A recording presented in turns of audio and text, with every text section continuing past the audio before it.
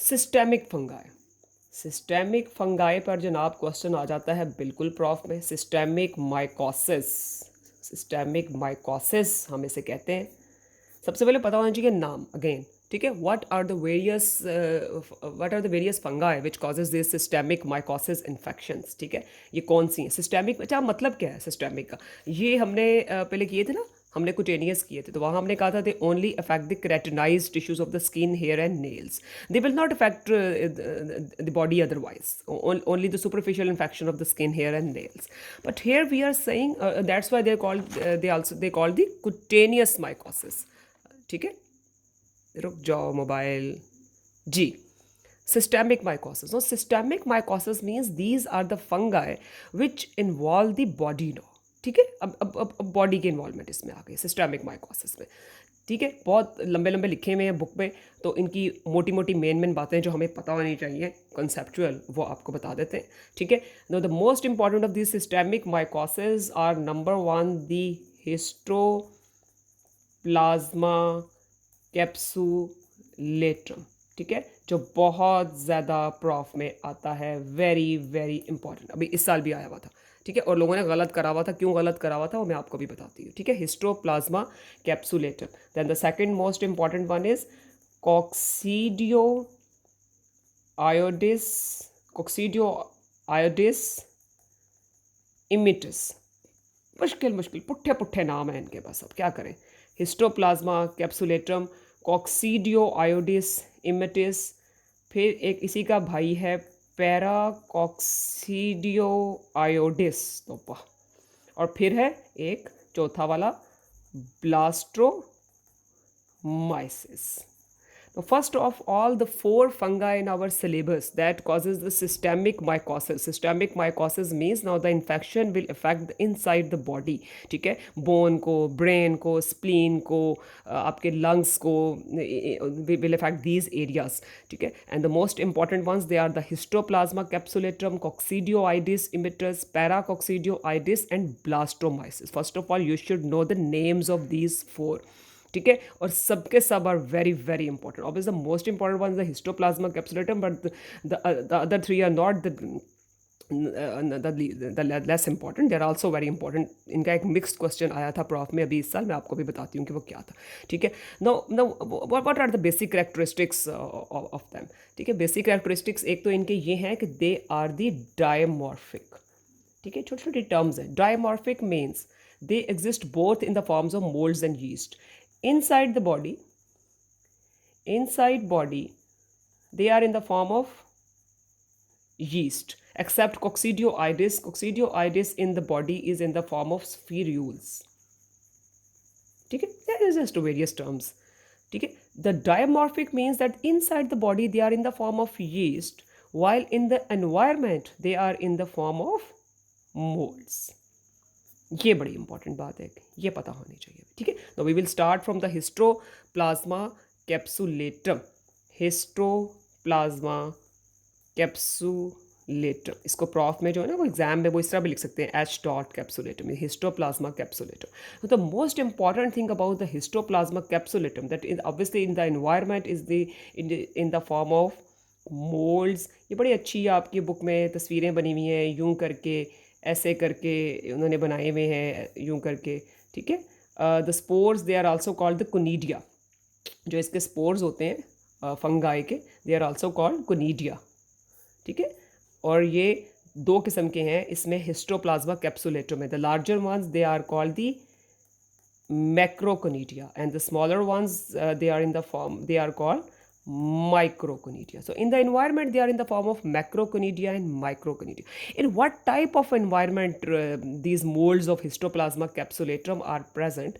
They are usually present in the soil that is contaminated with the feces of various birds, ठीक है। वो chicken से भी, और ख़ास तौर पे जो एक वो लिखा होता है उन्होंने आपकी बुक में, जो MCQ भी पढ़ा होता है कि स्टारलिंग। और स्टारलिंग क्या होता है, ये बड़ी अजीब सी बात है कि स्टारलिंग हम कहते हैं पता नहीं क्या होता है, तो एक दफ़ा पता चला कि मैना होती है जी, वो छोटी सी मैना नहीं होती। वो एक गाना भी होता है बॉलीवुड का पुराने ज़माने का, तोता मैना की कहानी तो पुरानी पुरानी हो गई, ठीक है। तो वो जो तोता की मैना होती है ना, वो that's called a starling. I think so, I am sure about it, you people can check it in the Google. ठीक है, सो स्टारलिंग जो है it's a bird, starling called, Urdu में हमारे कॉमनली इट्स कॉल्ड मैना।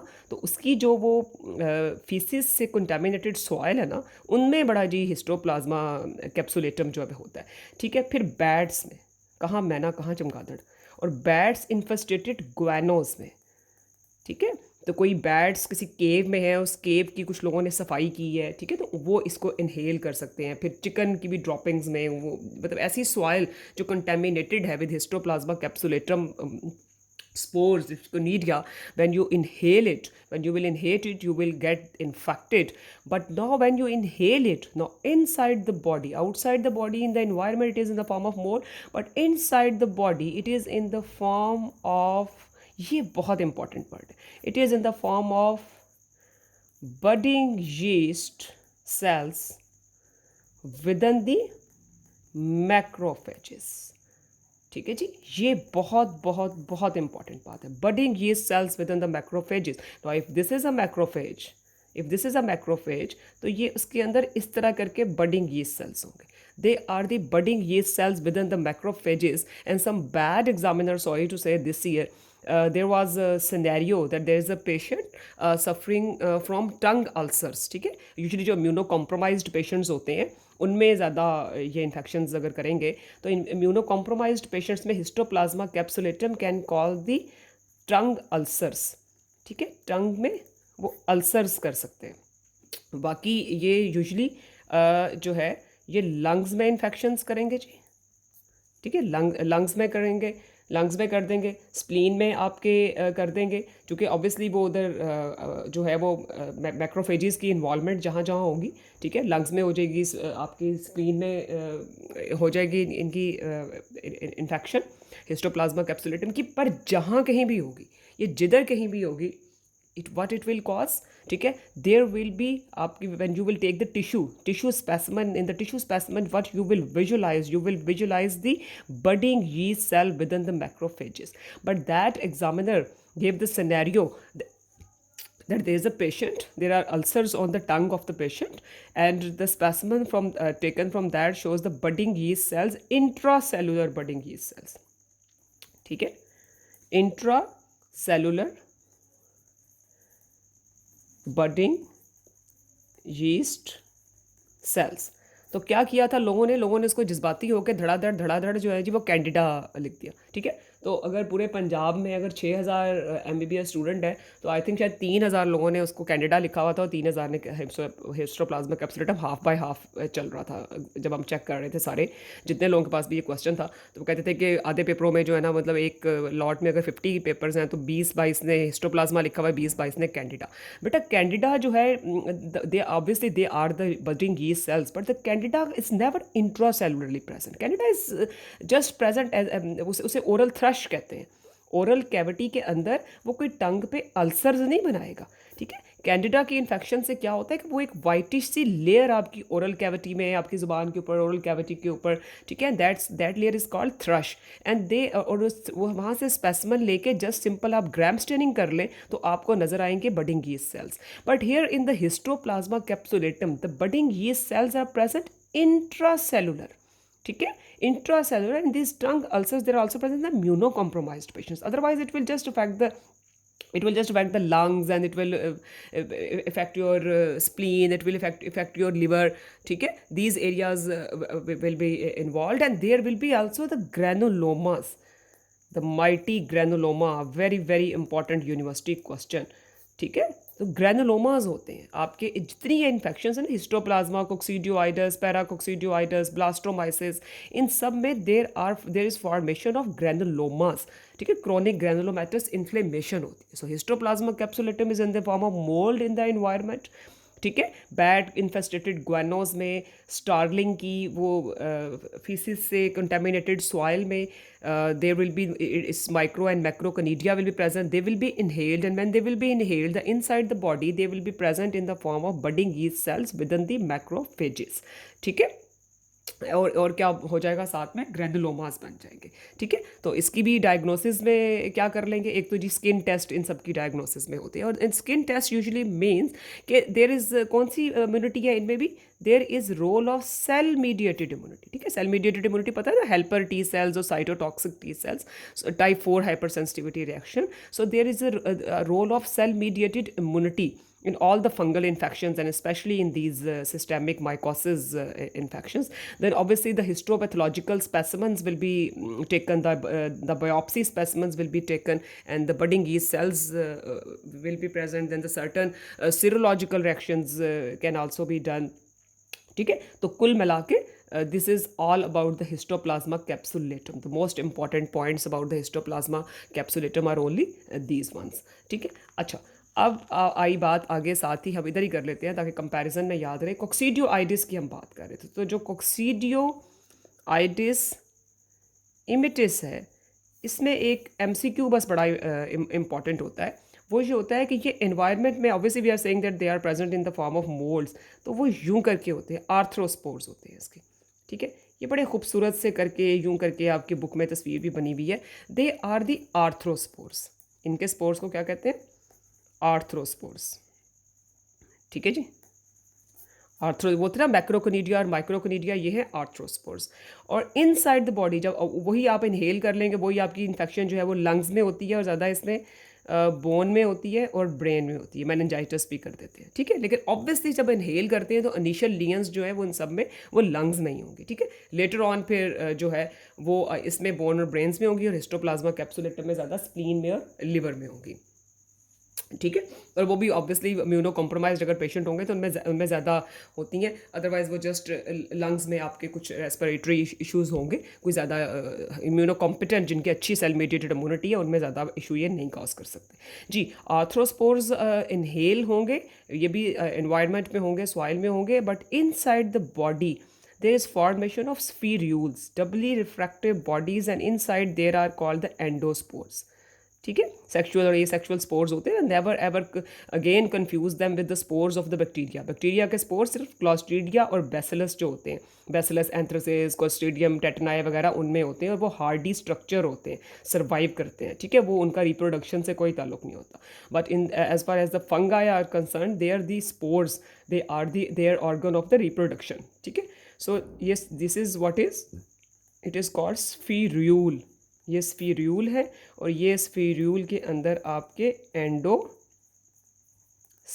है। ठीक है, स्फीर्यूल्स के अंदर एंडोस्पोर्स है। ठीक है जी, तो ये है जी इंपॉर्टेंट बात आपकी कोक्सीडियोआइडिस इमिटिस के बारे में। ठीक है, there will be bone infections, there will be brain infections, inside the body there will be spherules, outside there will be arthrospores. ठीक है, अच्छा, हिस्टोप्लाज्मा हो या आपका कोक्सीडियोआइडिस इमिटस हो, कल्चर जनाब सबका अगेन वही आपने जी सेबोरॉड एगार पे करना है। एगर इनका एक ही है, एगर इनका एक ही है, और वो है सेबोरॉड एगार। ये नाम याद कर लें, एगर सेबोरॉड से। अच्छा, यहाँ पे एक और बड़ी इंटरेस्टिंग बात है, सेबोरॉड एगार पे आपने स्पेसिमन लगा दिया, now there is variation of the temperature. If you will put it at incubator, incubator में अगर आप 37 डिग्री सेंटीग्रेड पे करेंगे तो वो यीस्ट फॉर्म ग्रो करेगी। ठीक है, कॉमन सेंस की बात है ना, जो कि इनसाइड द बॉडी वो यीस्ट फॉर्म में ग्रो करती। और अगर आप 25 डिग्री सेंटीग्रेड पे सेबोरॉड एगार को इंक्यूबेट करेंगे तो फिर इनकी मोल्ड्स फॉर्म जो है वो आपकी उसके ऊपर अपीयर होंगी। ठीक है, same is with Coccidioides immitis. Coccidioides immitis में भी when you put the specimen on the Sabouraud agar after 1 to 2 weeks, if you will incubate at 25 degree centigrade, तो आपके वहाँ पे आर्थ्रोस्पोर्स होंगे। और अगर आप उसको जो है वो 37 डिग्री सेंटीग्रेड पे करेंगे तो वो स्फीरूल्स की फॉर्म में जो ग्रोथ है वो फंगस की वो आएगी। ठीक है, स्किन टेस्ट भी हो जाएंगे। एरीथीमा नोडोजम, एरीथीमा नोडोजम की एक टर्म बड़ी आपको इसमें बुक में बार बार मिलेगी कि एरीथीमा नोडोजम क्या होते हैं। एरीथीमा नोडोजम, they are the nodules usually on the extensor surfaces of the ulna and tibia, and they are basically signs of a good cell mediated immunity. ठीक है, वो साइन होते हैं गुड सेल मीडिएटेड इम्यूनिटी के, the erythema nodosum, they are present in this systemic mycosis, histoplasmosis, coccidioidomycosis, also in the syphilis, also in the TB. और देखें ये जितने जिक्र कर रहे हैं इन चीज़ों का, टीबी है कि सिफिलिस है कि हिस्टोप्लाज्मा है कि कोक्सीडियोआइडस है, इन सब में ग्रेनुलोमास होते हैं और सिफिलिस में गम्मास होते हैं। ये पुरानी चीज़ें जो है ना, इनको याद रखना अपना होता है, ठीक है। So systemic mycosis, we have discussed the important points of Histoplasma capsulatum, we have discussed the important points of Coccidioides immitis, ठीक है। कल्चर कर लेंगे, इनमें भी सीरोलॉजिकल रिएक्शंस हो जाएगा, कोई एलाइजा हो जाएगा, कुछ मॉडर्न ज़माने में कोई और अगर टेस्ट है तो वो हो जाएगा, ठीक है। वो सिंपल सिंपल सी छोटे छोटे पॉइंट्स हैं। These are the important diagnostic points and the most important point, they are dimorphic, mould in the environment, yeast inside, Coccidioides जो है वो स्फीरूल की फॉर्म में है, और कल्चर मीडिया इनका कौन सा है जी, सेबोरार्ड्स एगार, ठीक है। और इनमें बाकी एंटीजन एंटीबॉडी टेस्ट कर लेते हैं, और इनमें जनाब आली आप जो है यहाँ पे दो टर्म्स आपकी बुक में लिखी हुई है, कोक्सीडियोआइडिस की हम बात करें। एक उन्होंने लिखी हुई है जी वैली फीवर, ठीक है, this are just various terms, valley fever. फिर उन्होंने लिखे हुए जी डेजर्ट रूमेटिज्म, ठीक है, क्योंकि वो रूमेटिज्म जहाँ भी होती है तो कोई ना कोई बोन्स जॉइंट्स की बात होती है, तो वो जब बोन्स के अंदर इन्फेक्शन हो जाएगी, ठीक है, कुछ वहाँ पे फिर डेजर्ट बम्प्स भी वहाँ पे उन्होंने लिखा हुआ है, वैली फीवर, वो जब इनहेल करेंगे लंग्स में कोई इन्फेक्शन हो जाएगा, तो जी these are the just various terms related to the Coccidioides immitis. अच्छा, अब छोटी छोटी बातें कर लें पैरा कोक्सीडियोआइडिस और ब्लास्ट्रोमाइसिस की। अच्छा, ब्लास्ट्रोमाइसिस और पैरा कोक्सीडियोआइडिस भी जो है, इनकी भी वही बात है कि डायमॉर्फिक है, they will be in the form of mold in the environment and they are in the form of yeast inside the body। लेकिन अब इनकी yeasts किस तरह की हैं, ये बड़ी खूबसूरत सी एक इम्पॉर्टेंट सी बात है, this a very important UQ। This year there was a question in the exam that diagrammatically give the differences between the yeast form of blastomyces, paracoccidioides and the cryptococcus। कितना जालिम था वैसे वो एग्जामिनर, ठीक है।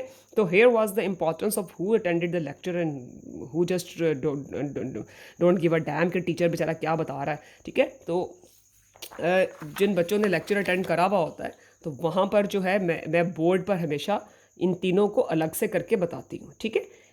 तीनों नाम हम लिख लेते हैं, ब्लास्ट्रो माइसिस, पैरा कोक्सीडियोआइडिस, ठीक है, और क्रिप्टोकोकस नियोफॉर्मन्स, नाम है जी पूरा इसका। Now the blastomyces and paracoccidioides, they are from the family of systemic mycosis, ठीक है, and Cryptococcus neoformans is from the family of opportunistic mycosis, ठीक है, they are from the family of opportunistic mycosis। In a separate video we'll discuss the opportunistic mycosis। Right now the blastomyces, ठीक है, blastomyces paracoccidioides, obviously they are in the form of mold in the environment। वो simple से यूं करके mould form में और ऊपर conidia हो जाएंगे, वो कोई इतना सिग्निफिकेंट बात नहीं है, ठीक है। और इनसे लंग्स की इन्फेक्शंस हो जाएंगी, और inside the body they are in the form of yeast। But what's the morphology of that yeast is the most important university question।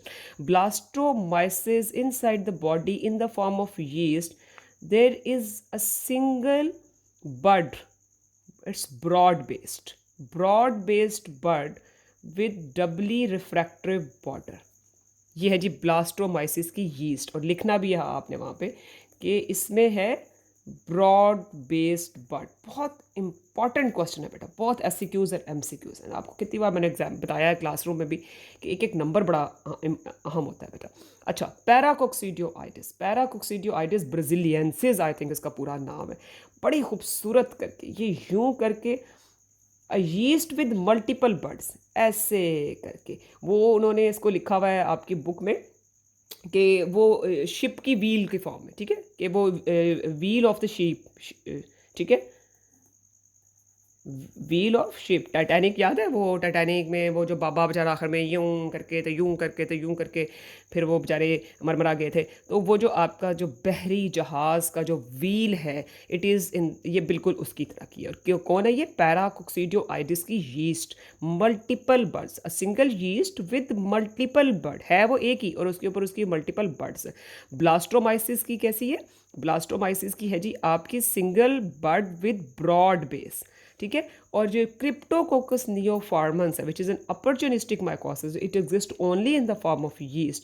It is a narrow based yeast and capsulated, ठीक है। Broad based yeast is of blastomyces. Blastomyces belong to the group of systemic mycosis, ठीक है। narrow based bud of the yeast which is also capsulated, it is of cryptococcus neoformans, ठीक है। Pigeon की ये बात इधर ही कर लेते हैं, ठीक है।